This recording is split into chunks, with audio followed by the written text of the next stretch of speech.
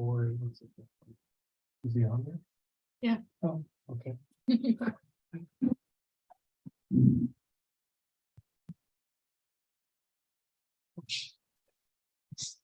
All right, that's better. Sorry about that. Thank you. No worries. Should we start over? Probably. Okay. Good evening. Welcome to the October 17th, 2023 meeting of the McMinnville Water and Light Commission. I'll call the meeting to order at 5:08 p.m. and ask our clerk, Trina McManus, to do a roll call. Yes, Mayor Drupkin, Here. Commissioner Tankersley, Here. Commissioner Gormley is excused, Commissioner Christensen is excused, and Commissioner Tate. Here. Thank you. Next, we'll move into our consent agenda. Does any commissioner wish to have any of the items from the consent agenda removed? No. Okay. Not hearing any, I ask for a motion to approve the consent agenda as presented. So moved. Second. I have a motion from Commissioner Tate, a second from Chair Tankersley. All those in favor, please signify by saying aye. Aye. And the motion passes unanimously. Has everyone had an opportunity to review accounts payable and purchasing reports? And are there any questions? No question. No questions. I had one question. There was a payment to RB Rubber. Refund, I believe. I've lost it. It was for a couple $1,000. Yeah, refund. I could, there is no such, how does that function with the, I mean, the RB Rubber was bought out and then was closed, but RB was the company that it was before it was purchased. So I was just curious. You know that one, John? Yeah, I believe that was, we sent it, the refund actually to the new company and they rejected it. So we talked to the bill payer for that company and they were gonna figure out how to get that credit back. And we had to do it back on the original name. By their request. Okay, so it hasn't actually gone out. It's been out. Yeah, should be out. This was reissued. So, Yes, so you issued it to the wrong, essentially to the company. there that was bought it. multiple payments, if I remember right. A double payment, and so we had a refund that we had to do. Okay, great, thank you. That was my only question. Okay, and now we're going to welcome our forester, Brent Keller, to give us a forest report. Sure. Thank you, Mayor. Well, A1 Logging is currently finishing up cutting and they're in full swing on the logging and trucking from the 187 road sale, which is purchased from Boise Cascade. So far, they've shipped about 100 loads. They're doing about 100 loads a week right now, trying to get that sale finished up here at the end of the season. So currently we've got about 500,000 feet, about 500,000 feet. It's been shipped so far. The 303 road sale is completely buttoned up. I walked through the unit today entirely, so that's all done on the ground. Exactly 600 loads were shipped to Herbert and other destinations, and I believe we got the last payment at the end of last week after I wrote the letter. So we'll get the official numbers next month, but came in at about 3.7 million feet and 3.2 or $3.3 million for that sale.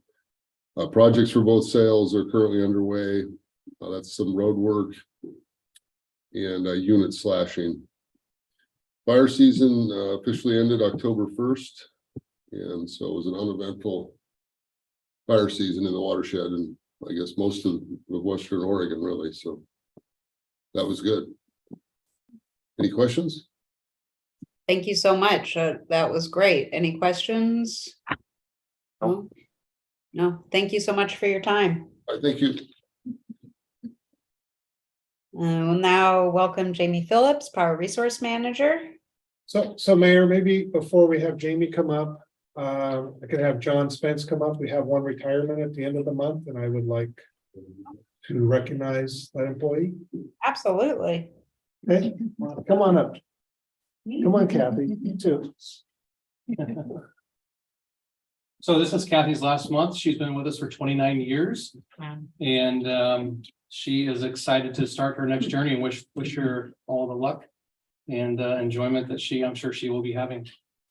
So, Congratulations. Thank you. Thank you for all of your service. Thank you. It's great. she made my transition to the front office very smooth. I really appreciate everything she's done to help me. So It's always nice to have somebody who has all of that depth of experience and time. yes, Yeah, there's a lot of knowledge that we'll be missing out on and losing. So yeah. Will you still be available, right? Yeah. Take a call or. Yeah, you won't need to Voice no, call, we'll let her go. you'll be fine. So what's next? We'll have some fun, not work. Thank you so much for all of your time with Water and Light. Thank you. Very impressive. Thanks. Thank you, Kathy. Yeah, thank you. Thank you. Thanks, John.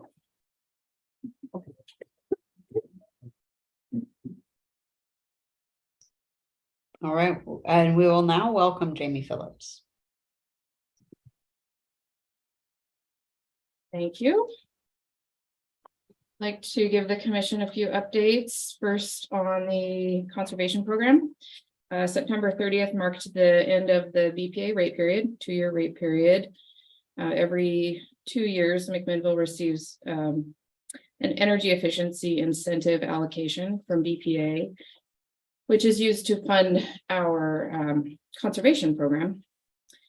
And I'm happy to report that McMinnville successfully managed to utilize all but about $2,000 of our allocation over the last 2 years.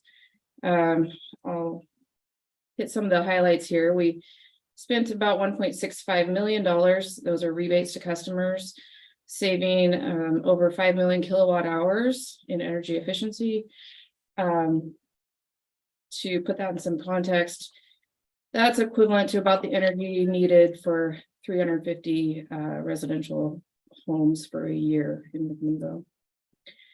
A large share of that was due to the direct install program, which allows customers to benefit from LED lights, Nest thermostats, and also pleased to say we were able to serve 69 income qualified customers and service 28 loans to the tune of about $249,000.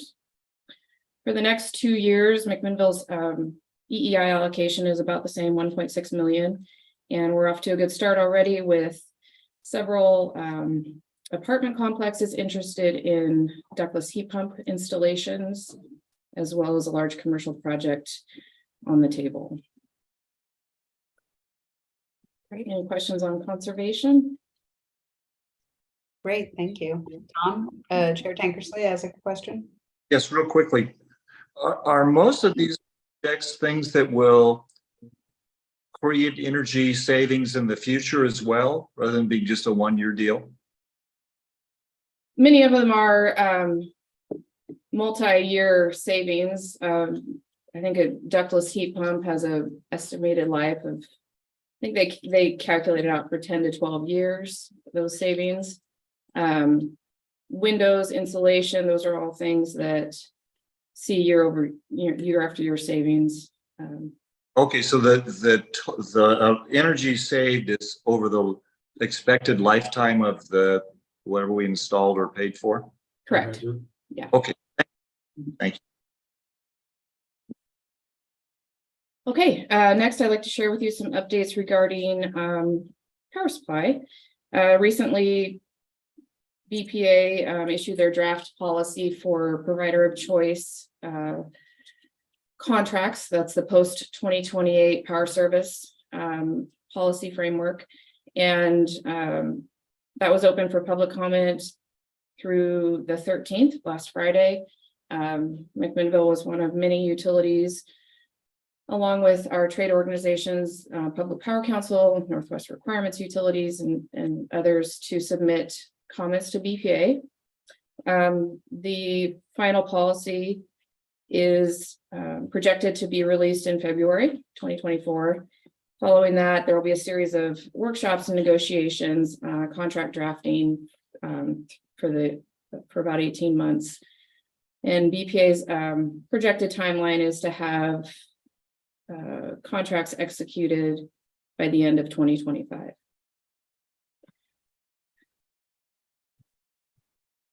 Next, I'd like to get the commission's feedback on potential content for future commission workshop to kind of provide some background and context in the power supply arena for future power supply decisions that the commission will be faced with.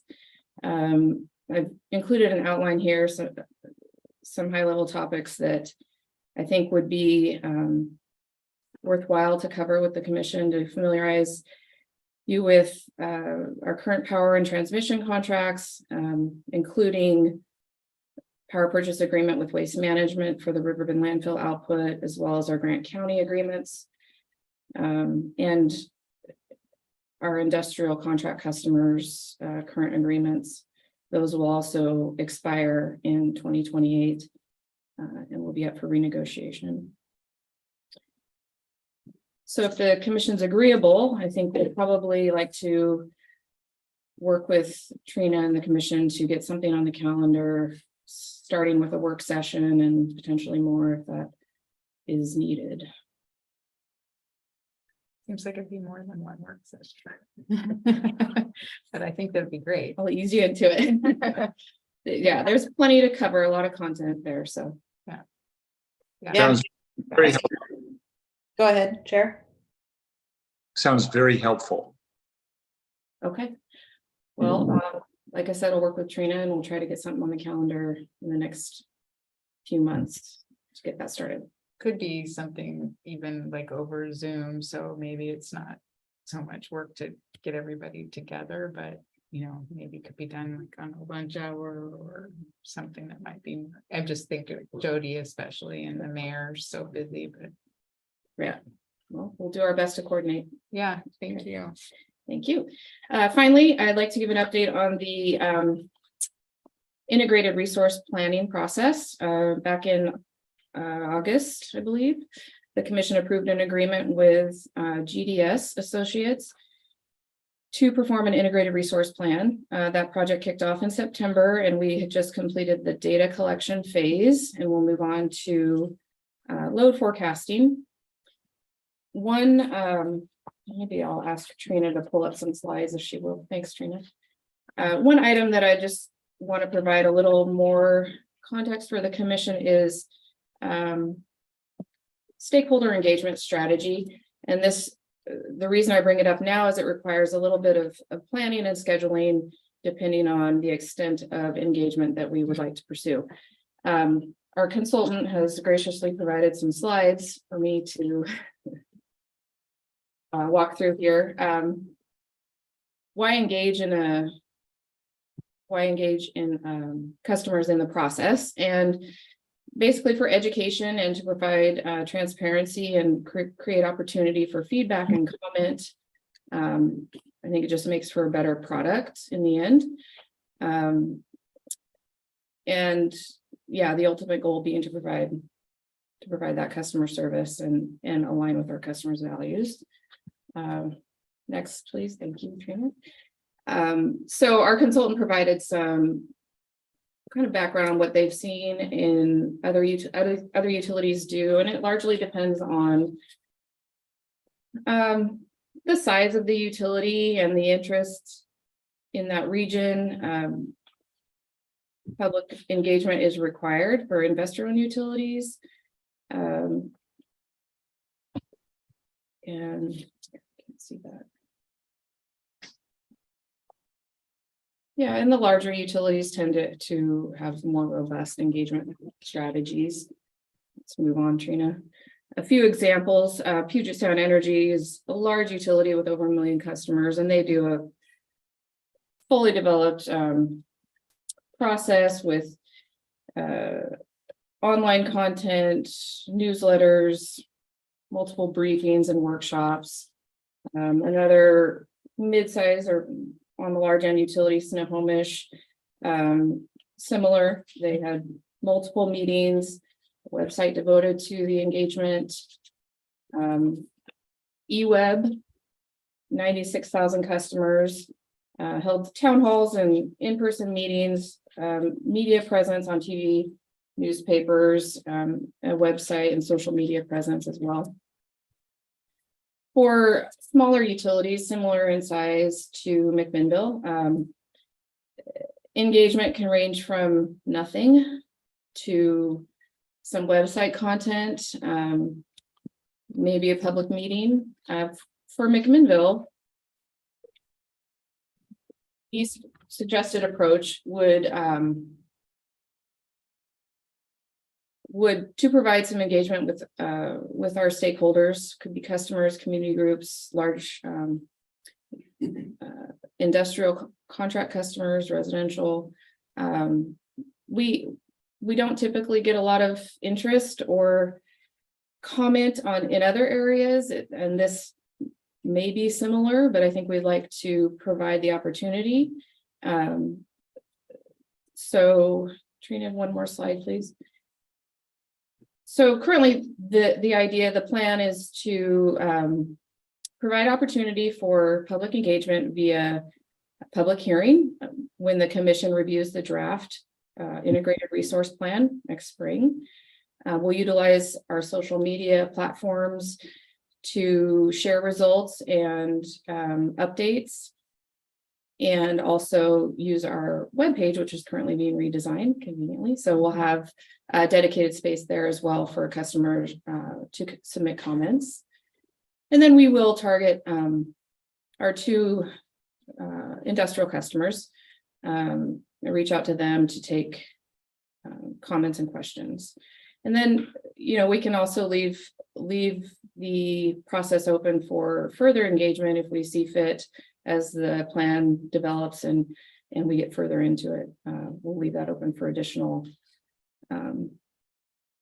customer engagement. So that is the plan, and I would be happy to hear any feedback that the commission may have. Thank you so much. Do you want to go to Commissioner Tate first, since you're in the room for feedback, and then Chair Tankersley, and then I'll go? Yeah, thank you. Yeah, thanks for presenting. I think that all sounds really good. I think those are all excellent ideas. And I also think maybe could be some opportunities to engage with maybe some other community groups. So maybe it'd be nice sometimes to get the water and light in front of the chamber or some other group to get maybe get some more interest and get some more public response that way. But yeah, I think it's great that you're thinking about doing that. It's not something we have to do, but I think it feels like it was part of our strategic plan.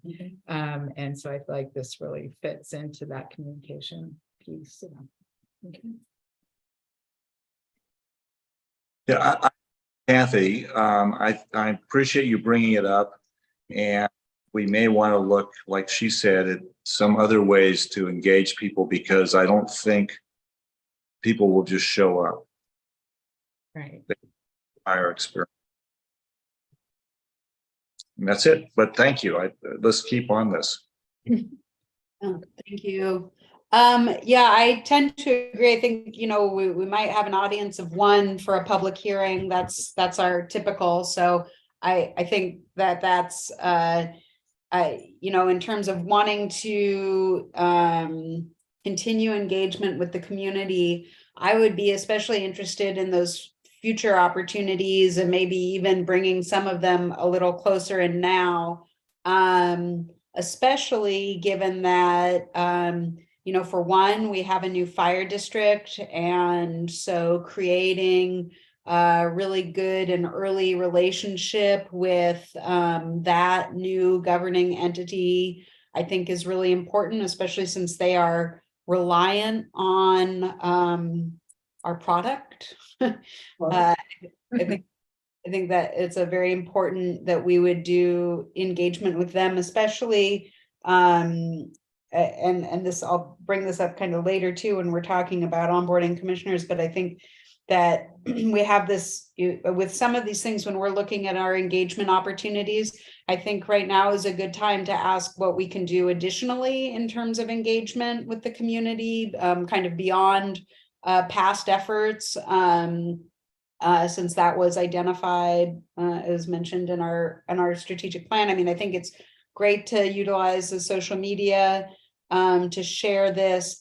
I would love to see us doing targeted outreach to more than the two major industrial customers. I do understand the impact that they have on overall usage, but I still think that there are other large customers and just other entities that we need to be actively bringing to the table for conversation beyond inclusive of, and beyond those two major industrial customers. So I would love to see that identify and develop engagement plan for key stakeholders to come out of kind of future opportunities and to put it up in the suggested approach so that that becomes an action item, not that we try to determine what that engagement would be in today's conversation, but that we begin that engagement plan for a broader swath of key stakeholders, which also would include those that are organizations that are working to bring additional industry to McMinnville, and organizations that are working to bring additional housing to McMinnville, and things of that nature that'll have an impact overall on what we're delivering and how it's received. Okay. Thank you. I appreciate the feedback, and we will incorporate that in the plan. Okay. Thank you. Any other comments at this time? Nope. Okay, thank you very much. Thank you very much for the information and the updates. We're now going to go to our general manager, please, Mr. Dietz. Yes. So this is, I've included in the packet an update on the action items from our budget meeting of July. So there were some specific questions that the commission had, and there are some follow-up to each of those questions. So I would entertain any feedback that the commission may have. The first item you'll actually see in the report that James is going to give on, or GSI will give on the Water Master Conservation Plan. There's actually a slide in there that shows really where our water usage is over the last years. And last, I think, 10 years, it's very flat. So that will be, I think that will answer that question. And then I've attempted to answer some of the other questions. So I'll open it up, I guess, for any questions from the commission.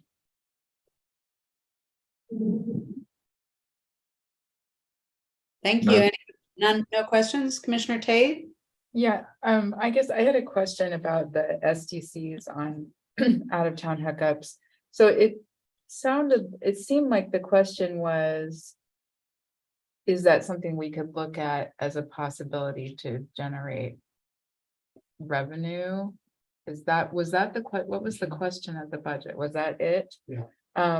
But then, so in 2006, the commission adopted a resolution to say basically we weren't going to do any more hookups outside the county. And so Outside the city limits. outside the city limits, I'm sorry. And are you basically saying here that there's a resolution not to do that, and unless we change that resolution, there wouldn't be a possibility to do SDCs? So the commission would have to talk about that some more. What would be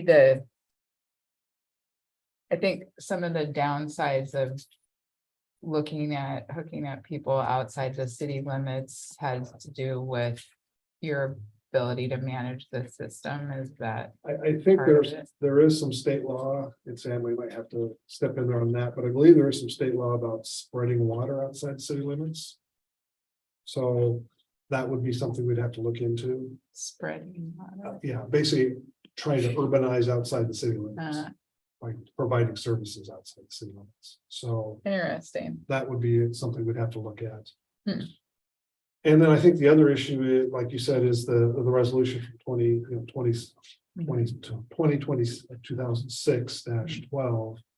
And really, we only provide water where we would be getting some type of benefit, like an easement for Mhm, our transmission. mhm, So, mhm, and that's, that's a commission decision. mhm.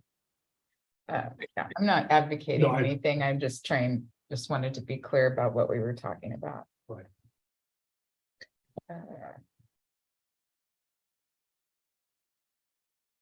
Chair?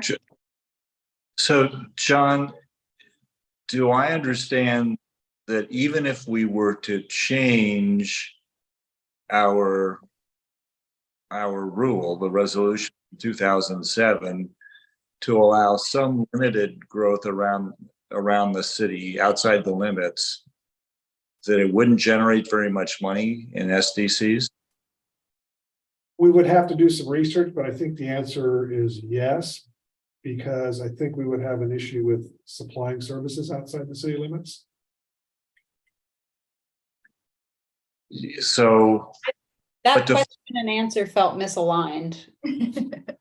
So the problem you have is, okay, let's say we allow services outside the city limits. What is first of all, why would you allow that, for one? And then the second issue would be, I believe there is some case law that has some issues with doing that outside the city limits.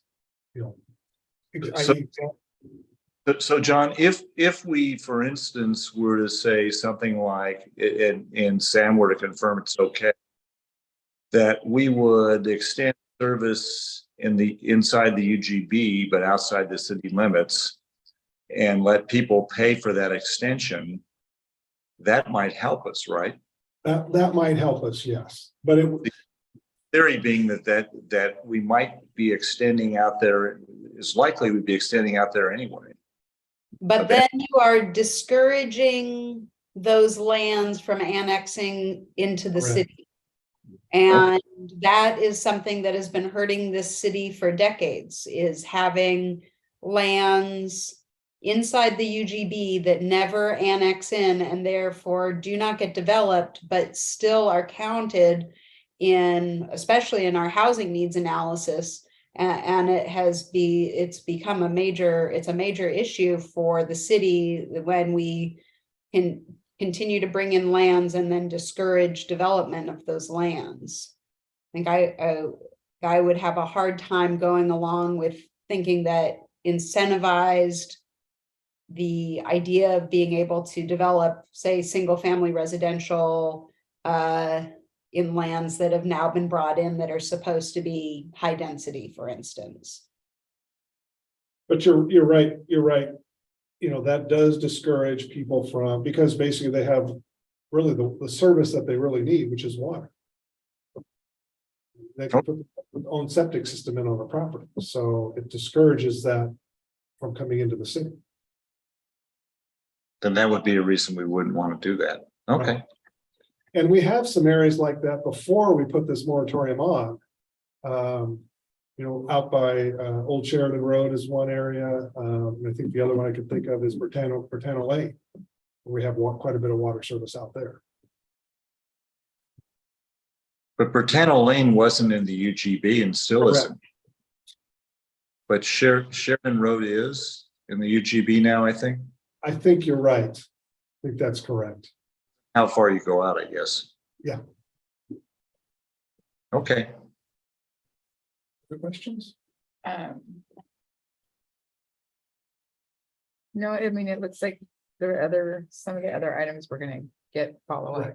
Yeah, what's- probably the next big item is the cash reserve policy or financial reserve policy. Would be one that we're working on. We're getting some draft policies right now and looking at those to see what components they have in them. So Yeah, I appreciate that. Yeah. Good. Thank Okay. you for the update. Any additional questions or comments? No, thank you. Okay, then we'll move into new business. And we're gonna start with consideration and action to reappoint our general manager, John Dietz, to the McMinnville Economic Development Partnership Board of Directors. And I'd hand this over to our general counsel, Sam Justice. All right, thank you, Madam Mayor. So I'm presenting on this matter because our general manager, Mr. Dietz, currently serves on the board of directors of MEDP. And on that basis, he does have a potential for a conflict of interest that can arise in any dealings between MEDP and Water and Light, as we're a substantial funder under a grant agreement of this nonprofit. So the first item is Mr. Dietz has served on the MEDP board, I think for 5 years now. And I guess their board anticipates an appointment from Water and Light. And I guess the first decision or a decision is whether you want to continue Mr. Dietz in that role on the MEDP board. And I don't know if you want to talk about that, if that's a matter you want to discuss. I would be in favor of reappointing our general manager to the MEDP board. As would I. I think that A, he does a really good job on the board, and B, it's within our strategic plan that we are more known in the community for doing positive things. And I think that MEDP does that. So I would support John's reappointment. Okay, well, so we'll understand that Chair Tangersley has made a motion to reappoint Mr. Dietz to the MEDP board for this next fiscal year. I would second that. And Commissioner Tate has seconded that. I'll let the mayor go from there. If she would. We have a motion and a second on the table. All in favor, please signify by saying aye. Aye. And those opposed say nay. And the motion passes unanimously. And congratulations, Mr. Dietz. thank you. Thank you. So the next matter under this same item is the MEDP grant proposal for fiscal year 2023-24. And so I know we have Ms. Herzog here to present to the commission about her plans for next year. And maybe I'll let her do that, and then we can consider the resolution after that. Great, thank you. Thank you for your help, Sure. Sam, and also to Trina for her help in getting this. Thank you to the commissioners and to Water and Light for your generous support as sustaining funding partners. We couldn't do our work without you, and the partnership is truly valuable. I think, as you'll see from our annual report, we've had quite a year. This year, our board went through our annual retreat and added 5 values to our mission, vision, and now we have a set of values. So we're looking, community is top of our list. We're doing this work for the benefit of our community. We want to be the trusted resource that business and our community members come to get connected. We also want to grow our community intentionally and be adaptable to the change. Next slide, please. These are our current board members. Thank you for reappointing our chair back to the position on our MEDP board. Most of these members are staying on. We've got Heather Richards from Community Development Office, Mike Morris, Devin Paolo, Teresa Smith, and then Heather Hadley Blank is our deputy director. Next slide. There's a letter here. I'm not going to go through this, but it's from one of our events that we've had recently. It's the mayor's new favorite word, the combination of McMinnville and innovation, which is McMinnovation. So we're really excited about the innovation work that we do in supporting Water and Light. We've also worked a lot in workforce development, and you're going to see through this presentation. This is a snapshot of our annual budget with our 3 sustaining funding partners. It's of note that the city of McMinnville provides a lot of in-kind contribution in office space, in IT support. We couldn't do what we do without their funding support. And then we've got McMinnville Industrial Promotions, our investor circle, and the water and light contribution. We're very proud that we were able to bring in $635,000 worth of grant funding to workforce development grants, and one that we're working on with the city for the ARPA funds. We have 2 full-time staff. We've been able to bring in $3.1 million to help our companies and community partners secure that grant funding. Next slide, please. Again, thank you for your generous support from our 3 founding partners. Next slide.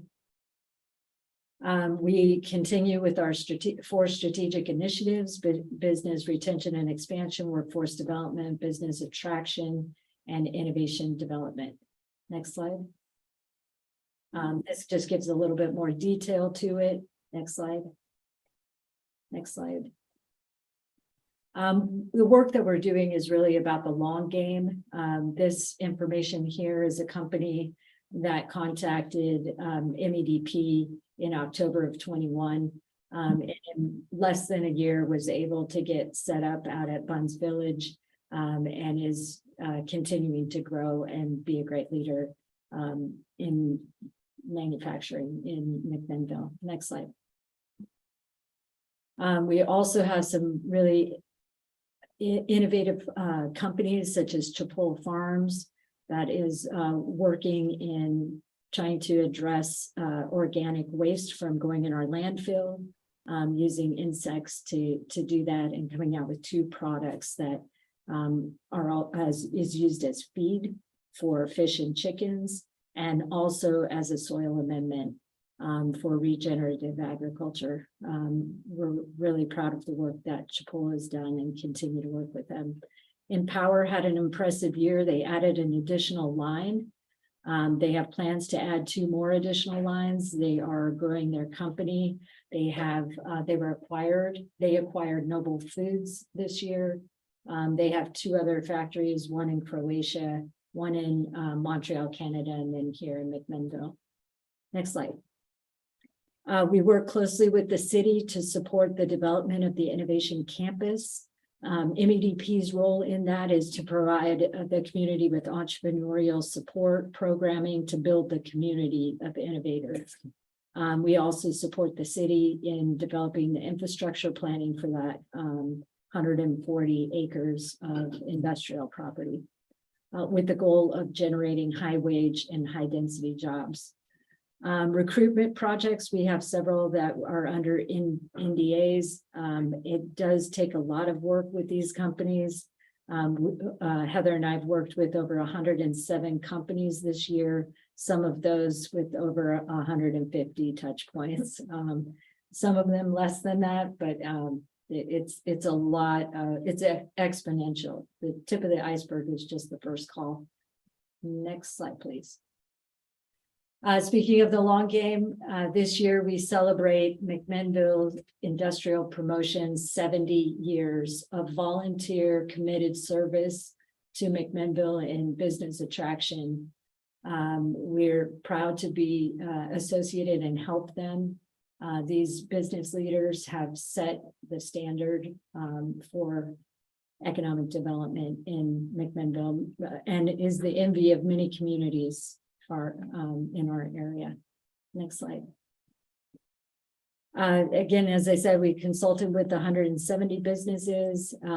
Direct funding that was secured for companies in McMinnville was 1.8 million. There were 42 new business leads, and some of our entrepreneurial support program numbers are on there for you. Next slide.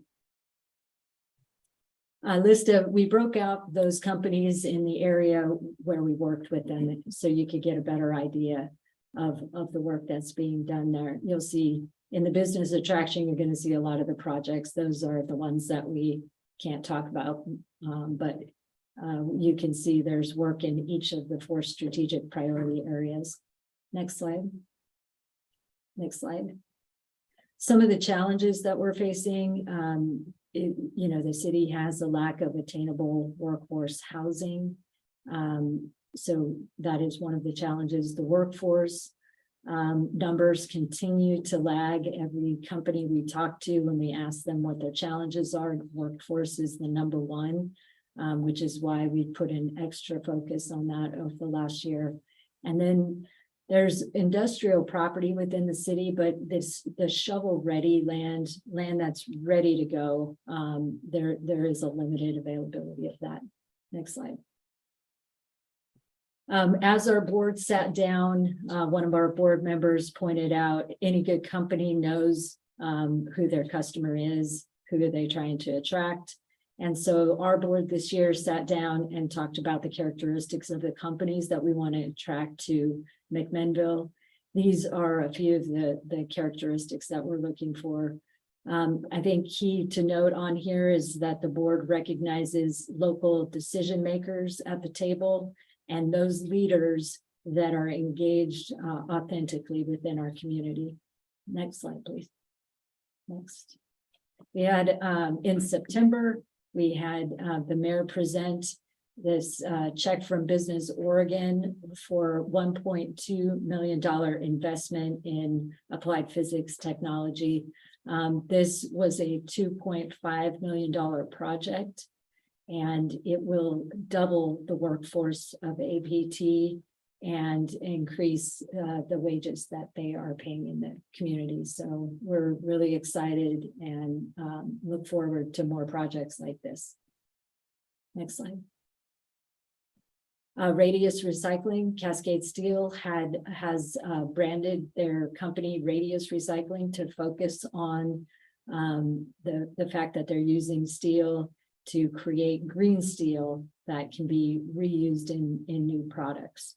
And we're happy to support their efforts as well. Next slide.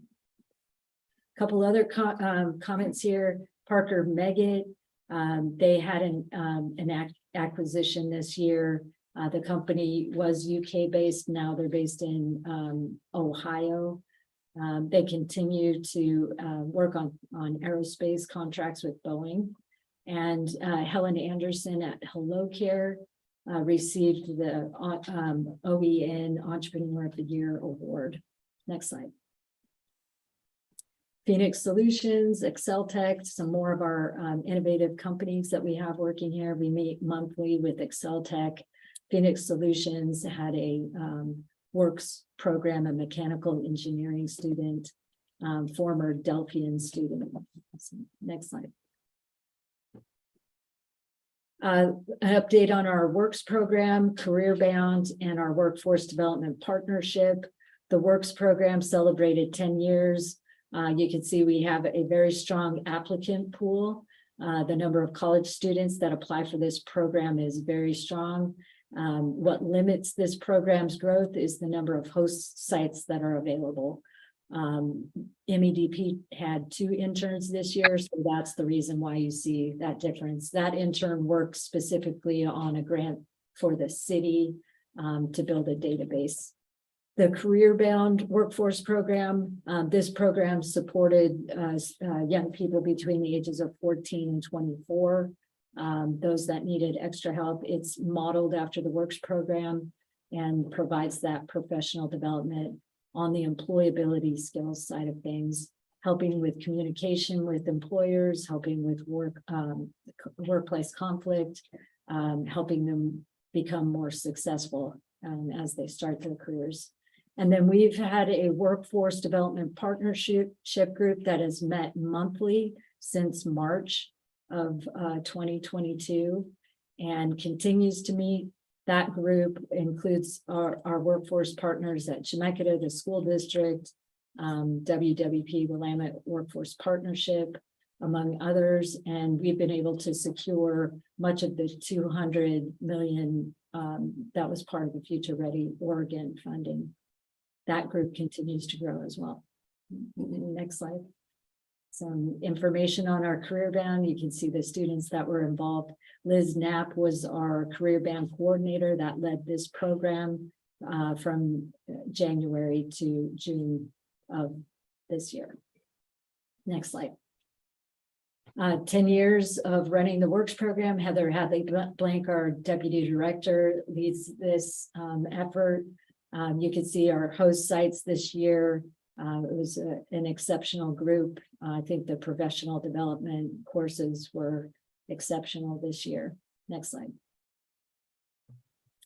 One of the award-winning programs that we had was a partnership with Water and Light and the high school. This was a result of our board chair and your general manager, John Dietz, who brought this to the attention, and we helped make the connection with the high school. Really successful model of project-based learning. And the school district and Water and Light are looking for other opportunities for that. Next slide. We were at the fiscal administrators on a high impact opportunity grant through Business Oregon. This project came to our attention through the mayor, and Solid Carbon was awarded this grant. There are a couple of pilot project tours that you can see here. This one is located over in Alpine District. There is another pilot project up at Miller Woods, and that also has a pavilion that was donated by New Energy Works. Next slide. I spoke to this, our McMinnovation. The mayor has led a outreach to OSU. That engagement continues. While OSU was not awarded the Center of Innovation Excellence in round 2, they have been awarded a USDA Regional Food Business Hub designation that will support our food industry here in McMinnville. And just last Friday, we had the department head for the Food Science and Technology program, along with 2 researchers, out to tour 3 of our food manufacturing businesses. Next slide. These are our entrepreneurial outreach forums. We had a BizCon conference, Boss Lady Pub Talks, and an Access to Capital forum. Next slide. Next slide, please. Want to leave you with some, we understand MEDP, we see it as our responsibility to give information on the state of the economy. These are the figures. We've got about 2,000 businesses here. You can see some population demographics, and really, once again, want to thank you for your continued support. We look forward to working with you in the next year. So does any of the commissioners have any questions of Ms. Herzog?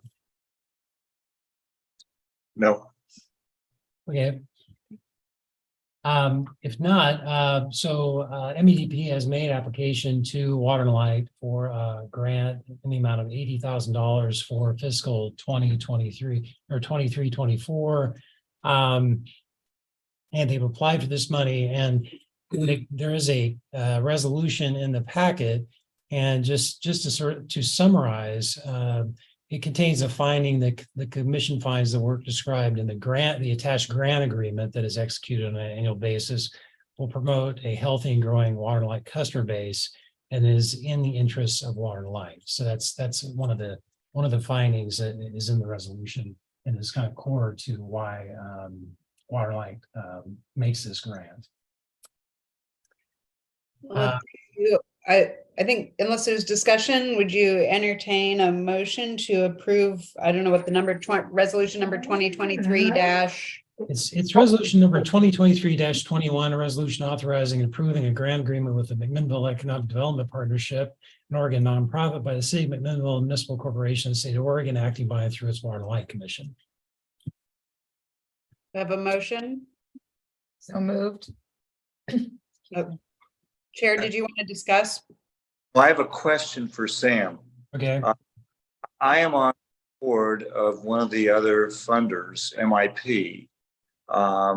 I don't feel like that impacts my decision one way or the other, but I want to make sure from you that it's okay for me to participate in the voting. I think it is. In fact, you're probably necessary as you're required for a quorum. So I think you would, even if you did have a conflict, as long as you don't discuss, if you're concerned about it, you could still vote. Okay, thank you.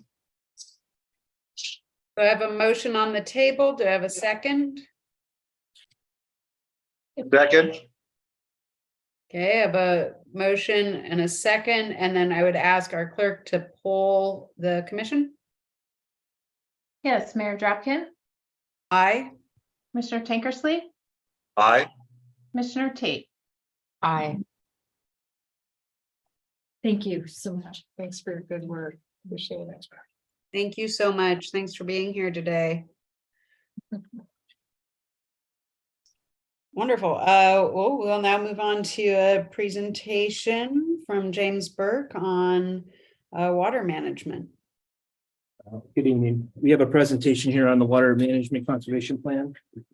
With us tonight, we have Adam Sussman, who's in the audience. We also have Tim Hinkle and Ryan Sticka, our water superintendent. So I'm going to hand it off to Tim Hinkle in a minute here, but as we go through the presentation, feel free to step in. We can't see you online there. So if you have questions, ask us as we kind of work through it. We have some information and some additional information in the end. And at the very end of this presentation, we'll have a motion. So I'm going to hand it over to Mr. Hinkle to proceed. Great. Thanks, James. Good evening, commissioners. Thanks for the opportunity to discuss today the Water Management Conservation Plan update that we are helping McMinnville Water and Light develop.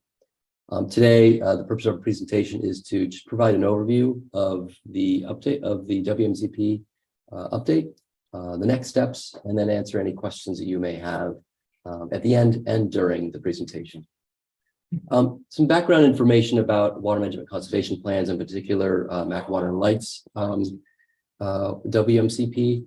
The WMCP is based on Oregon Administrative Rules 690-086. They're semi-prescriptive on what should be included in a water management conservation plan. Included in those rules is a requirement that every 10 years a water management conservation plan is updated. And then with that middle year, every 5 years, a progress report on the progress of implementation of the WMCP. As I mentioned, we are at year 10, so we are here to update the WMCP of Mac Water and Light. It was the previous one was approved by the Oregon Water Resources Department in 2014. And so this one is due mid-December of 2023. The reason for the original reason for the WMCP back in 2024 was to meet a permit extension condition associated with permit S54038. And that water right allows use of the stored water in McGuire Reservoir. I understand that, I know that Mac Water and Light is developing a water system master plan, and that's currently an ongoing process. And there is some overlap between the WMCP and a water system master plan. So we've made sure that in those places where there is overlap, we remain consistent in terms of the numbers and population growth and such. And then lastly, this water management conservation plan we touch on the Willamette River and its use by Mac Water and Light, but not significantly. And the reason is because a water management conservation plan is due in 2032, associated with the Yamhill Regional Water Authority. And as you know, Mac Water and Light is a partner in that authority, along with City of Lafayette and the City of Carlton. The Yamhill Regional Water Authority has a Willamette River right, and then so too does Mac Water and Light on its own. It has two. Again, we just really lightly touch on the Willamette River. That was the subject of significance. That's WMCP. So a water management conservation plan is broken down into these primary portions. There's a lot more, but these are the major elements that we wanted to kind of go over today. One is the historical water supply. Whoops. What is the historical water supply? How much water is used by your customers, and what is the system demand? And when I say system demand during this presentation, I'm liable to slip into that terminology. When I say that, what I mean is the water that's treated and comes out of the water treatment plant. And then customer water use is a little different than that because there's all kinds of use that goes on in addition to customer water use, but customer water use is another portion of the WMCP. So section called section 2, where this information is described, is an overview of your system. Section 3 is the water conservation piece. We'll talk a little bit about that in a few minutes. That's where the MAC Water and Light obligates itself to specific conservation measures and associated benchmarks. Water curtailment plan is a piece of the WMCP. That describes what MAC Water and Light will do in the event of a water shortage and how MAC Water and Light defines a shortage. And then finally, in the last section is the demand projections, in addition to some other pieces of information and an analysis of supply. Next slide, please. Thank you. Wanted to provide some notable content of the WMCP before we go into those 4 sections that we just talked about. First of all, year 2014 Water Management and Conservation Plan predicted fairly significant population increase.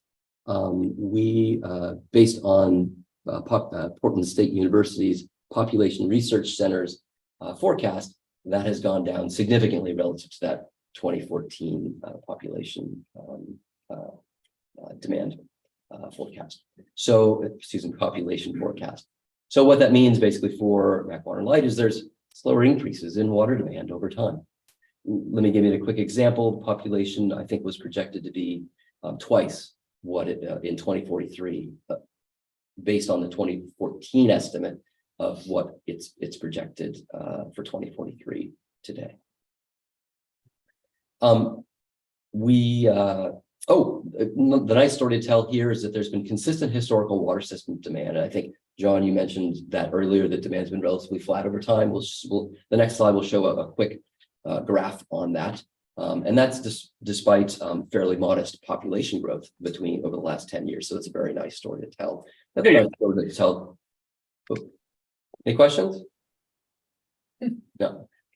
Another nice story to tell that we wanted to relay was that your water losses are quite low. The industry gold standard is about 10%. Your water losses have averaged over the last 5 years at 7%. And then finally, the nice piece that we wanted to relay is that we found that your existing water supply will meet your 20-year system demand. Down below here is the population and water demand forecast. This again was done in conjunction, or actually by Jacobs, the engineering firm that is working on your water system master plan. This information we also include in the WMCP. Population will reach roughly 50,000 people by 2043. It's projected, and your maximum day demand, the maximum amount of water that MAC Water and Light will use in one day in 2043 is 14.9 million gallons per day. Relative to, just as a comparison, we're at 10.4 million gallons. We were at 10.4 in 2022. Next slide, please. I think we have a question by Commissioner Tankersley. Yes, just a quick question. When you calculate the water losses, do those losses that you're saying, the 7%, include the fire hydrants that I understand aren't metered and we don't bill? Yes, that's correct.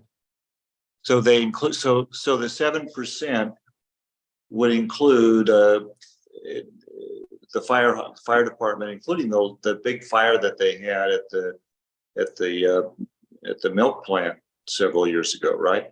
Yeah. So we don't. So our loss ratios are even better than it sounds, right? Yeah, I mean, that's all calculated in that 7%. Right, but so if think of loss, I think of losses as, we have pipes that leak, And that isn't 7% of our water from leaky pipes, because a chunk of it's from fire hydrants, right? That is correct. So when we look at water loss, I mean, we think of it as water loss in pipes, but also when we're comparing to other agencies, they calculate a little bit differently. So when we do have a large fire, we do account for that. Oh, okay, okay, When great, when we're comparing it to other agencies, it's apples to apples. great. This is the graph that I mentioned and John mentioned. This shows your system demand over the last 10 years. Again, it's fairly consistent. Of course, we'd expect it to go up and down based on the weather and amount of irrigation that's used. Typically, that's the big reason that we see the differences year to year. Next slide, please. In the conservation element of the WMCP, the rules that I mentioned earlier require about 12 conservation measures. MAC Water and Light to implement 12 conservation measures under 12 topics. These are some select conservation measures and the benchmarks. And I wanted just to highlight 4 of them. It's a bit hard to tell, but I've bolded 5 of them. One of them is kind of in the middle there. It's implement waterline replacement program per water master plan. One of the reasons your water loss is low is because of this program. On an annual basis, I understand the commission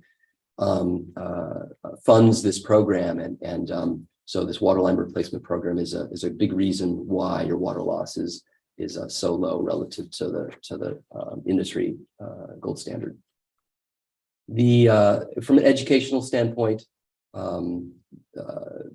MAC Water and Light will continue on with its existing program and then update its conservation webpage over the within the next 5 years. And I think actually that's slated for the next 2 years as a part of the entire MAC Water and Light's conservation website revisions. And then also a new component to the education conservation education piece is a conservation brochure that will be developed, and both to be able to provide it to customers, and then also it'll also be on the website. The last 2 pieces, conservation benchmarks that I wanted to mention was, and this is new for for MAC Water and Light. It's a distribution of soil moisture probes. These will be provided free to customers, and these will allow customers to identify whether or not it is time to water. So it helps prevent overwatering, over irrigating. Lastly is I understand there's an energy audit program that occurs and where MAC Water and Light staff go out and perform an audit. MAC Water and Light here is proposing to evaluate whether or not it makes sense to incorporate a water conservation audit along with that energy audit. So that's another benchmark that MAC Water and Light could implement after evaluating that measure. Next slide, please. Thank you. The fourth portion of elements of the WCP is a curtailment plan, as I mentioned. These are the major components of the curtailment plan. There are 4 stages of water shortage alert. This is the first stage, and on this and the next following 3 slides, we've got the trigger for that stage and then what the actions are generally. So the triggers for this first stage of alert is that the MAC Water and Light is experiencing drought conditions that is reducing the McGuire Reservoir to 50% capacity. That is when MAC Water and Light begins to get nervous. Also, when the water storage level nears the minimum emergency protection level. So if either of those bullet 2 and 3 are met, then those are triggers for this stage of alert. And voluntary reductions are requested of your customers. Things like watering between the hours, irrigating between the hours of, I think it is 10 p.m. to 6 or 7 a.m. Next slide, please. Okay. I'm sorry. Yeah. On the slide previous, the minimum Can you explain what that third bullet item was? Water shortage near minimum emergency? Yeah, right. So the storage associated with your water system has kind of a minimum amount to continue to be able to protect the community. For example, This is fi- outside the reservoir. This is in Fox, this is addition- Fox. right. We have Okay. Fox Ridge, finished water reservoir. Okay. Fire Okay, protection. got it. Okay, thank you. Next slide, please. Oh, this is stage 2. This is great. Again, the triggers are a little bit a little more severe. This is a more severe curtailment stage where the reservoir is at 33%. Again, this is McGuire Reservoir. And then demand, which slightly changed the trigger here. Demand is at 95% of the capacity that you can supply for more than 7 days. The action here goes from voluntary to compulsory restrictions. Next slide, please. Stage 3, McGuire Reservoir is at 25% capacity, and demand is at or over 100% capacity for over 2 days.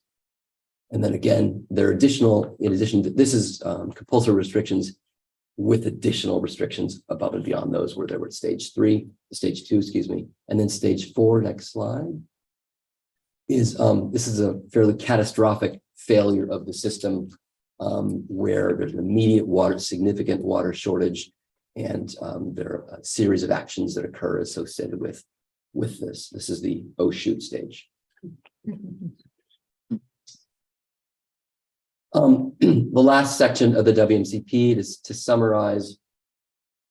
This is where we provide a justification for use of permit, water right permit S54038. Again, this permit is for authorizes use of stored water from McGuire Reservoir.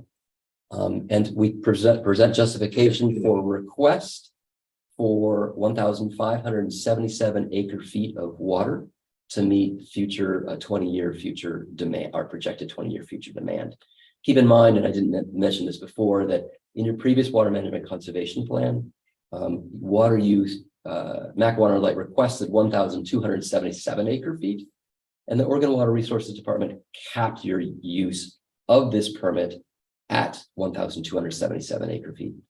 As you can tell, we are requesting about 300 acre feet more than we did 10 years ago. So that's what's included in this fifth and final section of the WMCP, a request for 1,577 acre feet. Next slide, please. Great. So next steps associated with the Water Management Conservation Plan update. We are nearing completion of that. We will complete that, provide the city with, MAC Water and Light, work with many cities, MAC Water and Light, the opportunity to review that. And following, then we'll need to provide that according to the rule to affected local governments for a 30-day review period.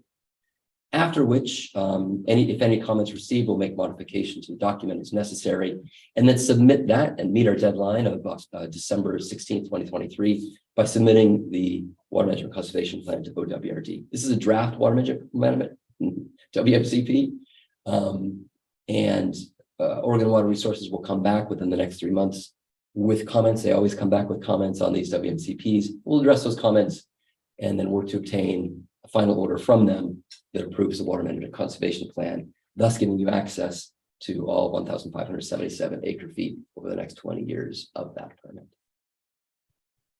Happy to entertain any questions.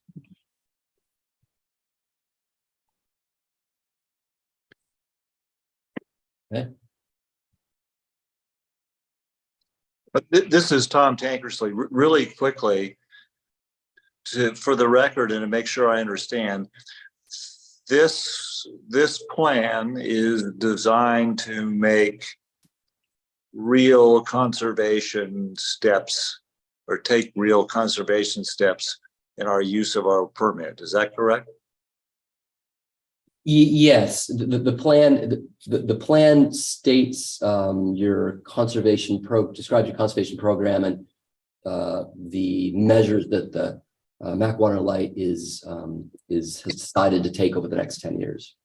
And so a part and parcel of that is the Oregon Water Resources Department will want to see your program, a robust conservation program, so that they can it will help them justify the giving MW&L access to all of that 1,577 acre feet associated with the permit. Does that make sense? Yeah, it does. And I just want before I vote for you to move forward on this, that's what it does. And it sounds like it does. So that's great. Thank you. Sure.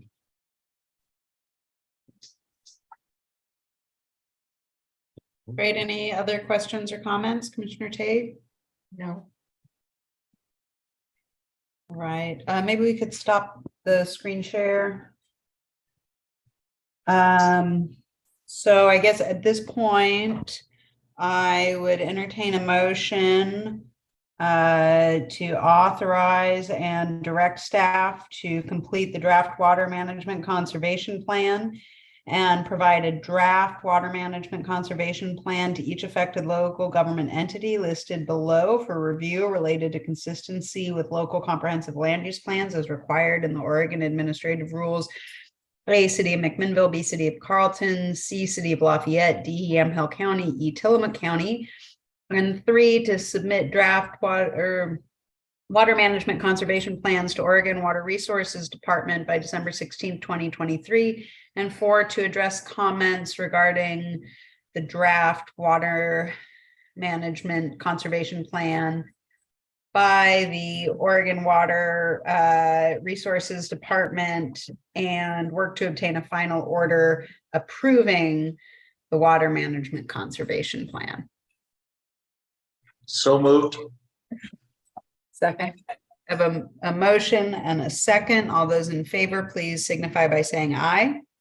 Aye. Those opposed, say nay. And the motion passes unanimously. Thank you.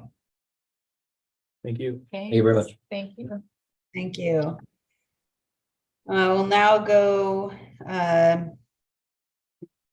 we'll stay with Mr. Burke and perhaps our general counsel, Sam Justice, on the Oregon Water Resource Division Administrator denial of extensions. Thank you, Madam Mayor. So I'm here with Mr. Burke to discuss with you a little further the issue that's been raised by the proposed final order from Oregon Water Resources Department to deny an extension of time in the storage application by Water and Light R2653. I'll just note we did have a executive session where we discussed legal matters related to this. Won't discuss those matters here in the open session, but I'm just noting that we did have that conversation in executive session. So what we're here this evening is to seek authorization from the commission to take action in relation to the denial, the proposed final order, the denial of the extension of time. The action needs to be taken. If we take an action, it'll have to be taken by November 17th, which is the deadline to protest the proposed final order. I'll just note that this final order, this order relates to, as I indicated, the application for a reservoir permit on Walker Creek. This application has been pending since the early 60s. The application has been extended multiple times. The last extension was an extension to October 1, 1997. Since 1997, the application for extension has been in a limbo, pending action by Oregon Water Resources Department for various things, including a rewriting of their own rules. But we've been waiting patiently for decades, actually, for Water Resources to take action. They have finally taken action, and they're proposing to deny an extension of time for Water and Light to construct what we call Reservoir 4B on Walker Creek. Mr. Sussman with GSI Water Solutions Incorporated has been giving us his help in this matter. And as indicated, we did have a kind of a lengthy discussion in executive session relating to the issues relating to the response to this proposed order. With that, I don't know if there's more discussion you want to have, Mr. Burke, about the sort of the implications of the Walker Creek reservoir, if anything. I'm not suggesting you need to, but Not this time. okay. I don't know if the commission has any other discussion they want to have about just Walker Creek in general that does not relate to our discussion from executive session. No. Okay. From that, anybody else? So I know my suggestion with regards to this is that the commission, that a commissioner move to delegate to the general manager and general counsel the authority to approve and to protest or not protest the proposed order from Oregon Water Resources Department to deny the extension of time in reservoir application 2653. Understanding that that delegation will be exercised consistent with our discussion from the executive session. So moved. I'll second. I have a motion and a second. All those in favor, please signify by saying aye. Aye. And those opposed say nay. The motion passes unanimously. Thank you. Thank you. And we're now going to welcome Thad Woodworth and Chad Hudson to talk about radio equipment. Thank you. Thank you. So I would, due to the failed and aging equipment as well as expired FCC licenses, it was decided to upgrade our radio system, which includes both vehicle units as well as all physical locations. Last December 2022, we completed the first phase to install all new radios in our vehicle fleet. These were configured to operate using leased radio frequencies, which are still used today. To move to phase 2, we're requesting to purchase the radio equipment in order to set up these 3 transmission towers, which will be sufficient to cover our service area, including the entire watershed. It wasn't you.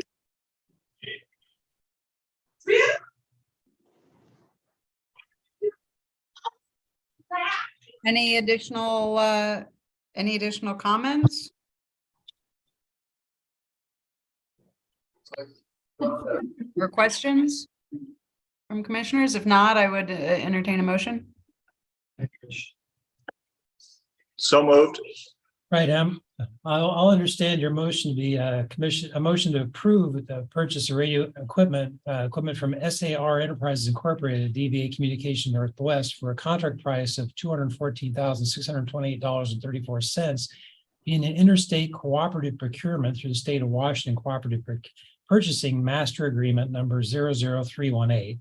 And the state of Oregon's participating addendum number 00318, pending a notice of intent to award being advertised, no protest being filed in accordance with ORS 279A 220 regarding interstate cooperative procurements. That's what you meant by so moved, right, Chair? I have a motion, and I believe I heard a second. Commissioner, wonderful. I have a motion and a second. All those in favor, please signify by saying aye. Aye. Those opposed say nay. The motion passes unanimously. Thank you so much, and congratulations on your new radio communications equipment. Yep. All right. Now we'll go to the general manager to discuss the new policy regarding new commissioner orientation. Yes, thank you, Mayor.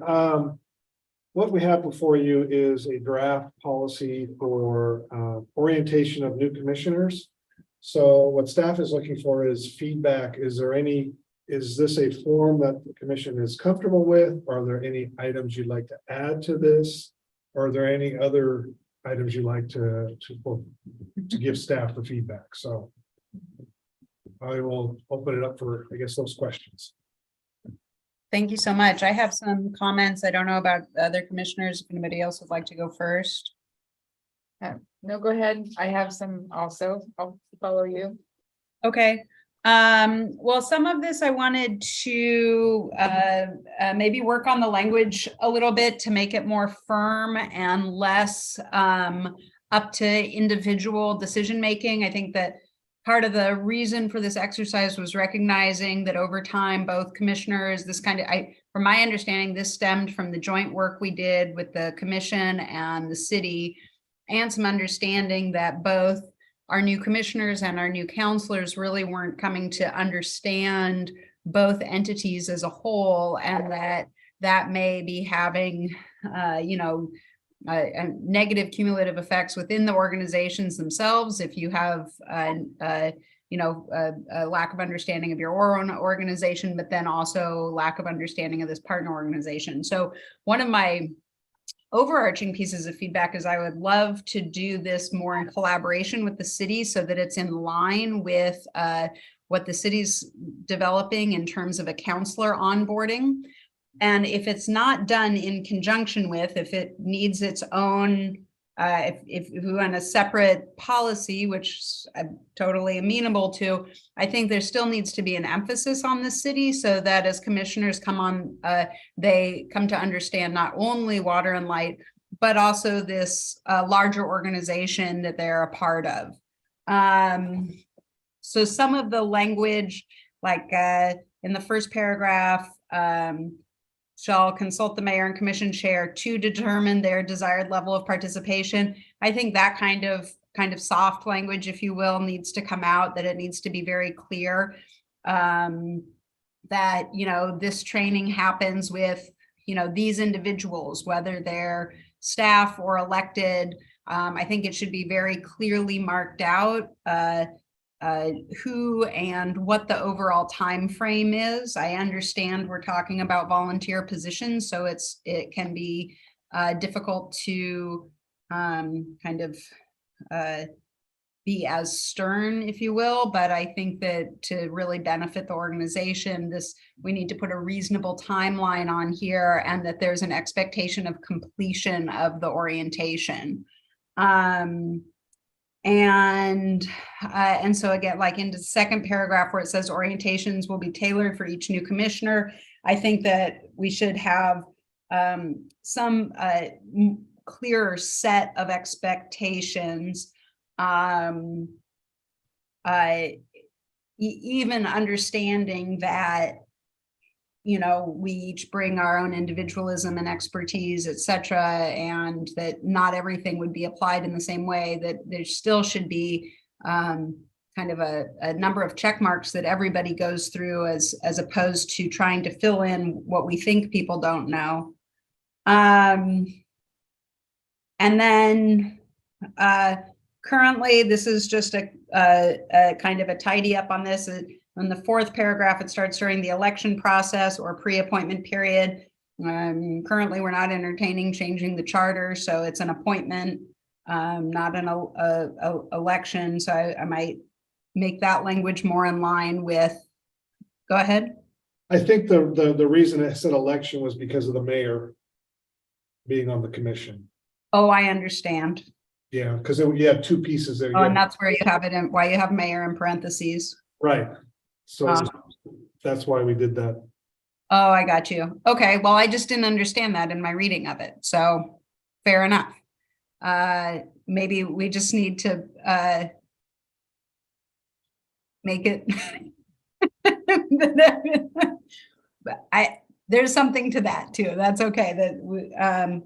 And then one of the things that I thought wasn't included in here would be kind of an overview of the charter, and we wouldn't need to, I think for commissioners, you don't need to go through the entire City of McMinnville charter, but certainly the portion related to McMinnville Water and Light. I think should be part of the review process and, you know, and probably, I would probably assign who that happens with, like the charter is, you know, a legal document. I would suggest that that review happens with our general counsel.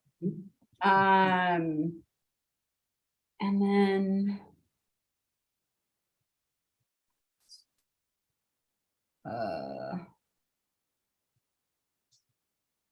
and then some of the things called out in supporting of new commissioners, I think maybe should be pulled up into the actual expectation of the orientation. So I think inviting new commissioners to attend community meetings and making appropriate introductions, that's a great way of supporting. But familiarizing McMinnville Water and Light, priorities, strategies, essential operations, and major initiatives, I think that should be pulled up into the orientation. That should be a part of it. There should be kind of a debriefing beyond a handing over of documents to get people fully, or maybe not fully, but to give new commissioners a really healthy landing pad to take off from. And that's essentially it. There's one Mark called out footnote in the last section that references there's a reference to something that is non-existent in the first paragraph. It calls out the number 4 as if there's a subtext to read and clarify. So that's just editorial, but those are my thoughts. And Commissioner Tate, you said you had thoughts as well. Yes, I did. So I think being the newest person on the commission, I have been, I've been here 2 years, and I feel like I'm still a lot of times just getting my feet wet, and I was trying to figure out,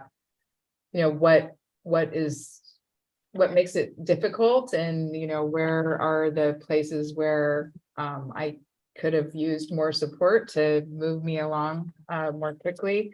And some of them are relatively simple things that depending on who you brought in to be on the commission may or may not already understand these things. But I think that just understanding like parliamentary procedures, how the board operates, the communication. I know there was some discussion about communication in here, but I think it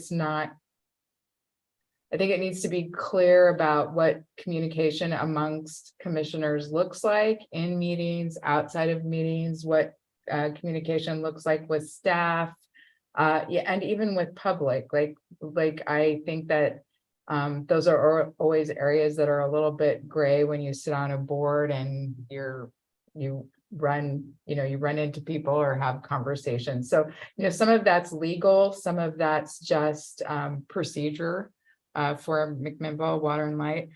I also feel like, the process to put a commissioner in is an appointment. But I wonder, so when I was asked if I would consider being on the commission, I didn't have any sense of everything that could or would be involved. And I think it would be good to have at least a baseline for expectations of what it looks like to be a commissioner on Water and Light, because realistically, if you only served one term, could you imagine, Tom, just one term? It would be amazing. I think unless you were really dedicated to putting in the time and really learning, I don't think you could accomplish a lot in 4 years by perhaps just coming to commission meetings and reading the packets. And surely there has to be more expectation than that for this type of a a commission or a board. So I just wonder about those things. I feel like it would be really helpful to spend a good amount of time with with legal. I've had some really really important time with Sam, understanding a lot of things around the structure of the organization that, there's a lot of things specific to a utility.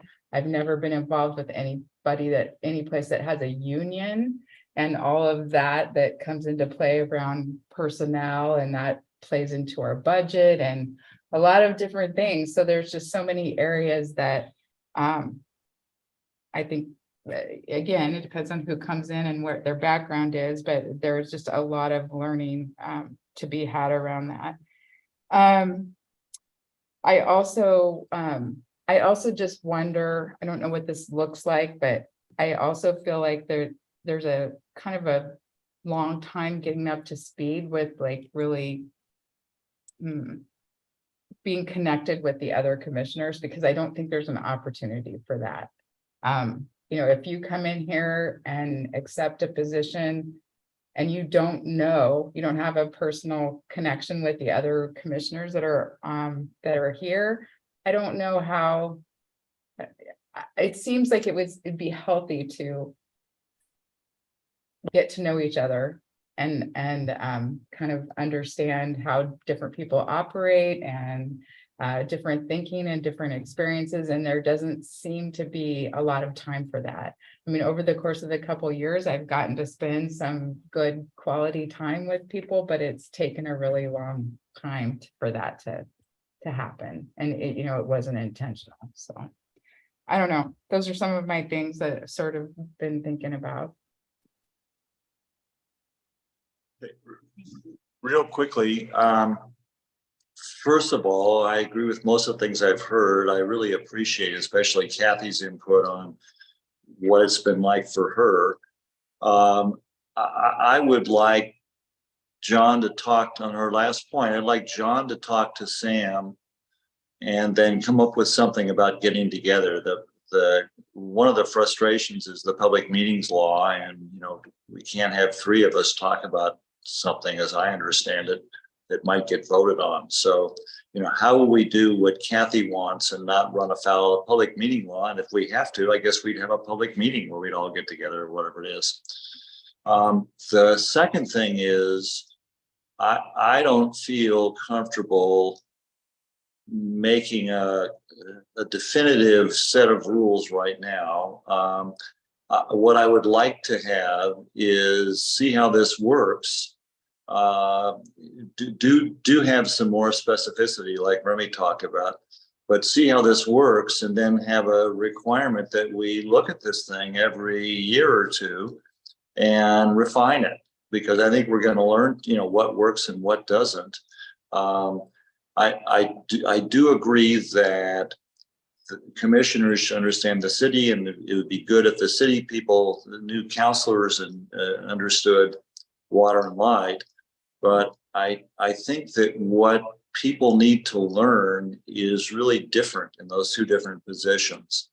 I mean, we don't really need to learn about land use. We don't need to learn about having a lot of things the city does. And the city council doesn't need to learn about a lot of the things we do. So I think we have to be careful trying to make one cookie cutter fit everything for the city and water and light on this. But we should have more cross. No, darn. Yep. No, I'm gonna say he was gonna say more crossover.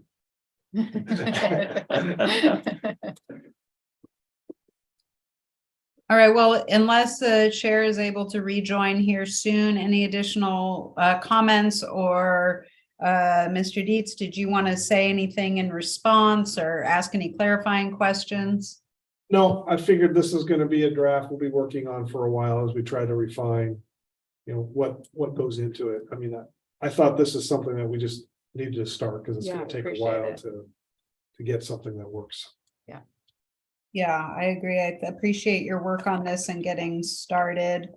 And I agree with Chair Tankersley's idea of, refining this every year or 2 years. I think that's very wise, especially as we get feedback on it, and it goes into practice. And then Commissioner Tate, you mentioning parliamentary procedures, and even Chair mentioning the public meetings laws. I think those are a lot of the places where there is crossover, respecting what Chair Tankersley said about not everybody needs to understand every aspect of each organization.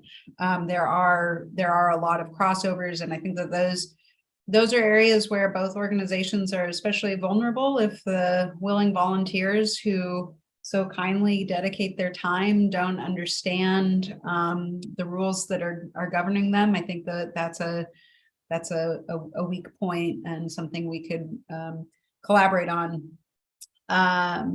Again, not at all committed to this being developed by both entities at the same time, but certainly in consideration of one another, I think is going to be important. And we do that. I forget how we do it. We do social time, Commissioner Tate. I can't recall if we just notice it with no agenda, and then the expectation is, that there's not just the expectation, then we make sure not to discuss any matters that are, upcoming that would be inappropriate. Chair, you're back. Do you have anything else to add? You're on mute. We can't hear you, Chair.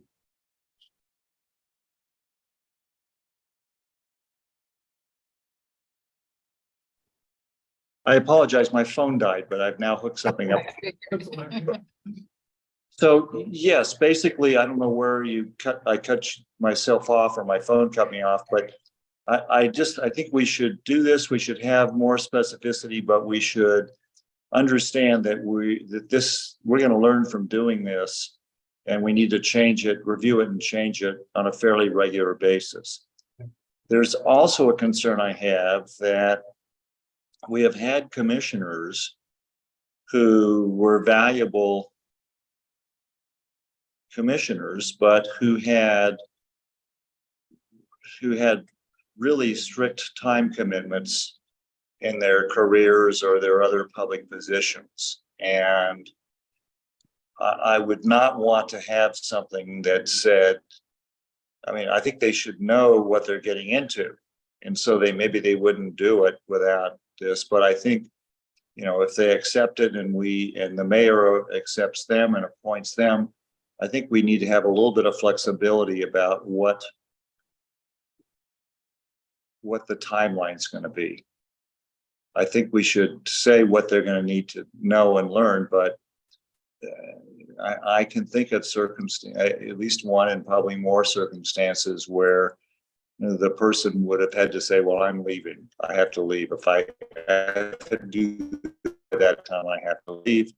And I don't think that's a decision we should make in advance without knowing what else that commissioner has to offer. Thank you. Thank you. Thank you. All right, unless there are any other comments at this time, we'll continue the meeting, which is anything else at this time? No. No? Okay, any general manager comments? You have one, Marcy, you want to come up? Do we have our award? You want to get it? Yes. So I think Patty alluded a little bit to the award, so I think Marcy's going to grab it here real quick. I read about you. Yes, so Congratulations. so we did receive I can't remember what it was called even. Workforce something. Yeah, very nice though.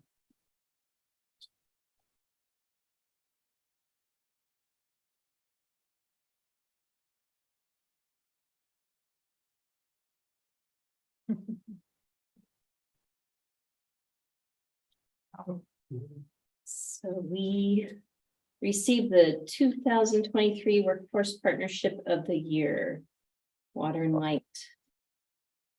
Very From nice. MEDP. Great. And Remy was there, so. Very nice. Congratulations. Thank you, everybody. That was the only one I had. So, Great, wonderful, thank you. Any commissioner comments? John, I have a quick question. So we're going to talk about whether the commission wants me to apply for reappointment to the NWPPA board next meeting. Is that what we're going to do? correct. We were gonna talk about that in November. Thank you. Nothing then. Thank you, Chair. Has everyone had an opportunity to review the financials? And are there any questions? No. No questions? Okay, then I believe the meeting is adjourned at 6:48 p.m.